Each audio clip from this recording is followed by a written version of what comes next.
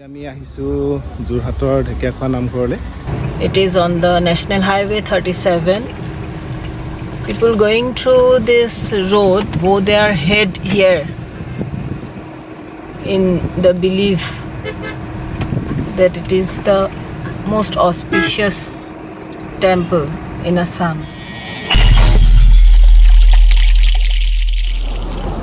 Hello viewers. আজি আমি আহিছো যোৰহাটৰ ঢেকিয়াখোৱা নামঘৰলৈ। ইয়াৰ আগতে ভক্তত আপোনালোকক দেখাইছিলোঁ যে আমি নাজিৰা যিটো অগ্নিনাভ মন্দিৰলৈ গৈছিলোঁ।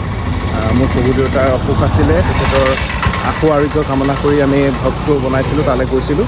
আৰু আপোনালোকক জনাবলৈ পাই সুখী হৈছোঁ যে সেই মোৰ শহুৰ দেউতা বৰ্তমান বহুতখিনি সুস্থ হৈছে। তেওঁক আমি ICUৰ পৰা ঘৰলৈ আনিব পাৰিলোঁ। তেখেত এতিয়া ঘৰতে আছে। গতিকে মই পুনৰবাৰ আপোনালোকক জনাবলৈ বিচাৰিছোঁ যে যি অগ্নিনাভ শিৱ মন্দিৰ, তাত আমি যথেষ্ট সুফল পালোঁ। গতিকে মই বিশ্বাস কৰিবলৈ বাধ্য হ'লোঁ। তাৰ আগলৈকে মই বিশ্বাস ঠিক তেনেকৈ কৰা নাছিলোঁ, কিন্তু এই যিটো ঘটনা ঘটি গ'ল, তো তাত মই বিশ্বাস কৰিবলৈ বাধ্য হ'লোঁ। তো এতিয়া আমি আজি আহিছোঁ এয়া যোৰহাটৰ ঢেকিয়াখোৱা নামঘৰলৈ। এইফালেদি আমি বহুতবাৰ অহা যোৱা কৰিছোঁ বা ইয়ালৈও আহিছোঁ, কিন্তু ভাদ মাহত অহা নাছিলোঁ। গতিকে এইবাৰ ভাদ মাহত আহি এগৰাকী বন্তি জ্বলাই এভাগি সেৱা কৰিবলৈ মানস কৰিছোঁ। আৰু ইয়াৰ মূলতেও সেই একেই কথা যে মোৰ শহুৰ দেউতা যেন সম্পূৰ্ণ সুস্থ হৈ পৰক, তো তাকে কামনা কৰিছোঁ। এয়া মোৰ লগত মোৰ মিছেছ আছে, লগতে মোৰ সৰুজনী ছোৱালী আছে। আপোনালোকে চিনি পায়েই সকলোকে। গতিকে আহি আছোঁ আৰু আপোনালোকেও দেখুৱাই আছোঁ, চাই থাকিব। এয়া পবিত্ৰ ভাদ মাহত আমি এয়া ঢেকিয়াখোৱা বৰনামঘৰলৈ আহি আছোঁ।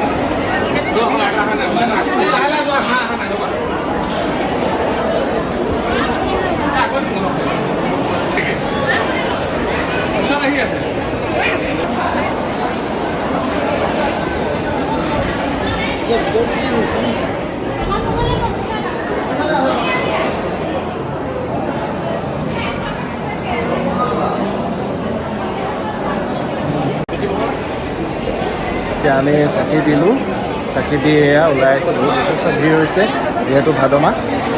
এই এডোখৰে চাকি দিয়া ঠাই, আৰু ইয়াতে মহাপুৰুষ মাধৱদেৱে ৰোৱা বটবৃক্ষজোপাও আছে।